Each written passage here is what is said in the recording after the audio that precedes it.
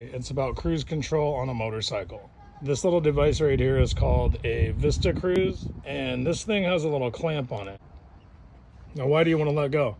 Because you want to relax your arm. You may be asking, what if it gets stuck? So I can turn it off like that, and you'll see it's already in the rested position. So if you're heading down the highway and you want to relax your arm, oh my God, my arm is tired, my arm is tired. And you can leave it full throttle and hook it. You'll see me do it on the freeway. It's fun to play around with, and it's just a great little item to have on your motorcycle, I promise you.